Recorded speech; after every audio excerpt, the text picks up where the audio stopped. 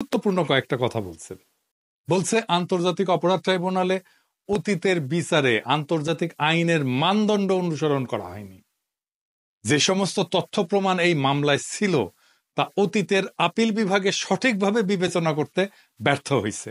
দুইটা জিনিস বলছে এবং ফাইনালি মতামত দিছে যেটা পর্যবেক্ষণে বলছে যে এ মামলায় অতীতের রায়ে গ্রস মিসক্যারেজ অফ জাস্টিস হয়েছে, অর্থাৎ বিচারের নামে ব্যাপক অবিচার হয়েছে।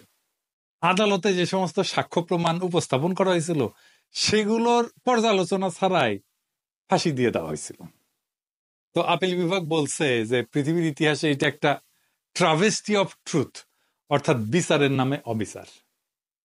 আমি এই অবিচার নিয়ে আমার ইউটিউবিং এর শুরুতে এই ভিডিওটা করেছিলাম, দেখতে পারেন।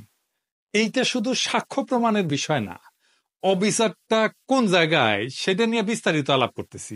কিন্তু আপনাদের জানানোর জন্য বলি যে এমন সাক্ষ্য আনা হয়েছিল এই মামলায়, আজহার ভাইয়ের মামলায়, যে সাক্ষীরা আদালতে এসে বলছেন যে কেউ 3 কিলোমিটার দূর থেকে আজহার ভাইকে দেখছেন, কেউ দেখছেন 6 কিলোমিটার দূর থেকে। একজন সাক্ষীকে জিজ্ঞেস করা হয়েছিল যে আপনার সন্তানের নাম কি? ছেলেমেয়ের নাম বলতে পারে না, স্ত্রীর নাম বলতে পারে না, কিন্তু এটিএম আজহারুল ইসলামের নাম ঠিকই বলতে পারে। কি চমৎকার! এই যে কথিত যুদ্ধাপরাধের বিচার, এর নামে কেন সেটা একটা ঐতিহাসিক অবিচার ছিল, আসেন সেটা এখন বুঝে দেখি। এই যুদ্ধাপরাধের বিচারের প্রস্তুতি শুরু হয়েছিল শেখ হাসিনা সরকারের আমলে 2009 সালে ক্ষমতা আসার পর। কেন হাসিনা এই বিচারটা করতে গেল, এইটা গুরুত্বপূর্ণ, এইটা একটু বুঝতে হবে। 2001 সালের 8ম জাতীয় সংসদ নির্বাচন ছিল বাংলাদেশের রাজনীতির নির্ধারক। বিএনপি ওইখানে 41.40% ভোট পাইছিল আর 193টা আসন পাইছিল। তার চেয়ে আসন সংখ্যা অনেক বেশি। কেন? কারণ বিএনপি আর জামাতের ভোট একসাথে হয়েছিল। বিএনপির সিটে সে জামাতের ভোট পাইছে, জামাতের সিটে সে বিএনপির ভোট পাইছে। তো আপনি খেয়াল করলে দেখেন যে আওয়ামী লীগ আর বিএনপির ভোটের তফাৎ কিন্তু বেশি না, 1.5%-এরও কম। তার ক্ষমতায় আসার জন্য দুইটা জিনিসের দরকার: জামাত আর বিএনপির ভোট ভাগ করিয়া দেওয়া আর জাতীয় পার্টিকে কাছে টানা। এটাই আসলে ইন্ডিয়ান প্ল্যান। বিএনপি জামাত সারুক, এটা বাঙ্গ প্রগতিশীলদের একটা দাবি না দীর্ঘদিন থেকে? 2008 সালের নির্বাচনে আওয়ামী লীগ তাই করলো। এখন দ্বিতীয় কাজ হইতেছে জামাতকে ধ্বংস করে দেওয়া। কি করলো 2008 সালের নির্বাচনে? জাতীয় পার্টির সাথে নিয়ে নির্বাচন করলো, বিএনপি আর জামাত আলাদা আলাদা নির্বাচন করলো। এখন দ্বিতীয় কাজ হচ্ছে জামাতকে ধ্বংস করে দেওয়া, মূলত তার শীর্ষ নেতাদের মাইরা ফেলা, তাদের নিয়ন্ত্রিত আর্থিক প্রতিষ্ঠানগুলো হয় ধ্বংস করে দেওয়া অথবা দখল নিয়ে দেওয়া। এইভাবে ইসলামী ব্যাংক গেল, তাই না? আর বিএনপির মধ্যে খুবই হার্ডকোর যারা ন্যাশনালিস্ট, এদেরকেও মেরে ফেলা, যেন তারা কখনোই জামাত আর বিএনপির মধ্যে ঐক্য নিয়ে দলের মধ্যে ওকালতি করতে না পারে। এভাবেই সালাউদ্দিন কাদের চৌধুরীকে ফাঁসি দেওয়া হইল। এবার বুঝতে পারতেছেন তো কেন, কাকে, কিভাবে এই মামলায় ঢোকানো হয়েছে এবং ফাঁসি দেওয়া হয়েছে। এই কাজটা করার জন্য সে বাইসা নিল ওয়ার অন টেররের বয়ান। সেটা কি? বুশ আর ব্লেয়ার মিলে তখন সন্ত্রাসের বিরুদ্ধে অনন্ত যুদ্ধ করতেছে, মানে ইসলাম কোপাইতেছে সারা দুনিয়ায়। হাসিনা যে বলল এই যে জামাত, এই হচ্ছে সেই ইসলামী জঙ্গি যারা 1971 সাল থেকে এই অঞ্চলে সন্ত্রাসবাদ চালায় যাইতেছে। ইনু এটা ভুলভাল হিন্দিতে সাক্ষাৎকার দিছিল। আপনারা সেটা শুনলে বুঝতে পারবেন কোন ন্যারেটিভ হাসিনা ইনু এরা তৈরি করছিল জামাতের বিরুদ্ধে। শুনেন। 71 सन का मुक्तियुद्ध में पाकिस्तान हमका विरुद्ध था एवं पाकिस्तान हमका साथ लड़ाई किया था। उस टाइम से जमात इस्लामी एक आतंकवादी संगठन था जो मानुष को, आदमी को मार दिया, नारी को मार दिया। वो संगठन पाकिस्तान बैक करता है एवं वो संगठन का जो आदमी मारा था उसका लिए विचार कर रहा है, फांसी भी हो गया। ये संगठन का साथ पाकिस्तानी का एवं पाकिस्तानी गोयंदा संस्था आईएसआई का गंभीर ताल्लुक है। ये रिसेंटली पाकिस्तानी कूटनीतिक जो है, डिप्लोमेट जो है, वो बांग्लादेश में धरा पड़ा बांग्लादेशी ऑर्गेनाइजेशन आतंकवादी संगठन के साथ वो लोग ताल्लुक रखता था, इसलिए बांग्लादेश से उसको निकाल दिया गया है।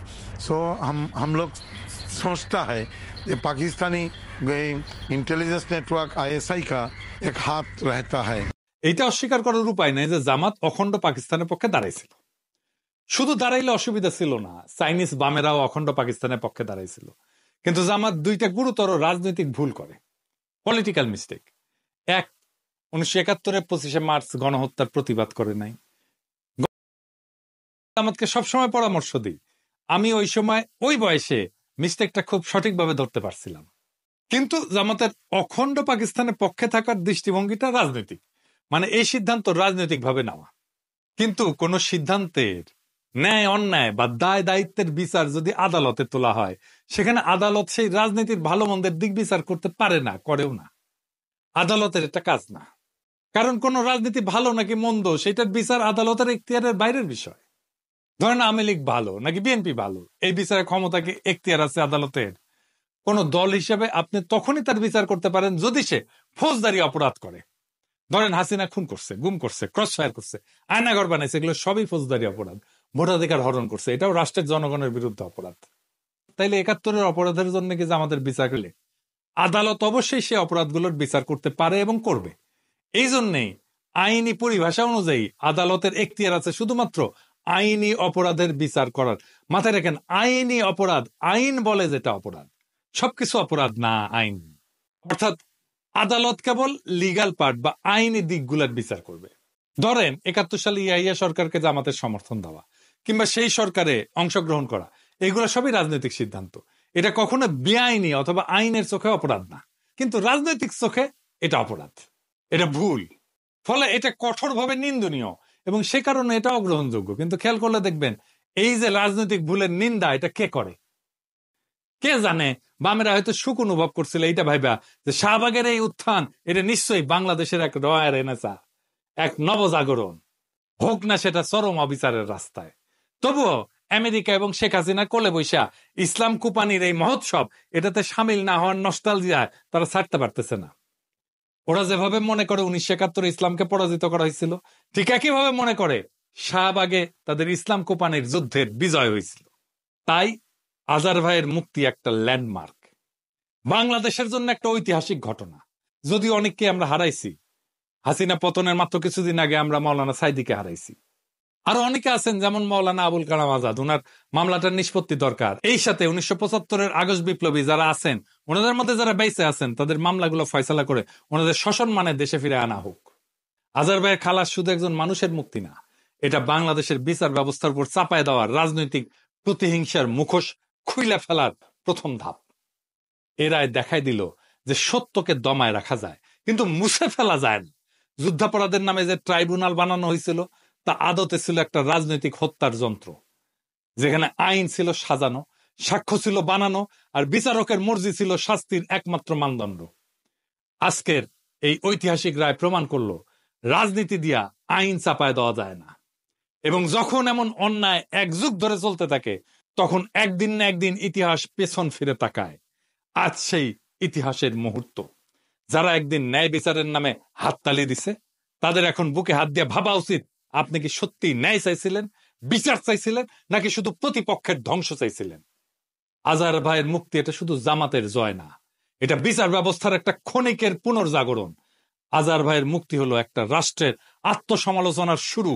এখন সময় আসছে অন্যায়ভাবে যারা ফাঁসিতে ঝুলছেন এবং এখনো যারা পালায় বেড়াচ্ছেন, তাদের মামলাগুলোকে সবগুলোকে আবার পুনর্বিবেচনা করার। এই বিচার প্রক্রিয়ার ধ্বংসস্তূপের মধ্যে থেকে আমাদের নতুন করে নির্মাণ করতে হবে একটা সত্যভিত্তিক, ন্যায় ভিত্তিক এবং রাজনৈতিক প্রতিহিংসা মুক্ত বাংলাদেশ। সেই বাংলাদেশে কেউ আর কেবল রাজনৈতিক মতাদর্শের কারণে ফাঁসির দড়ি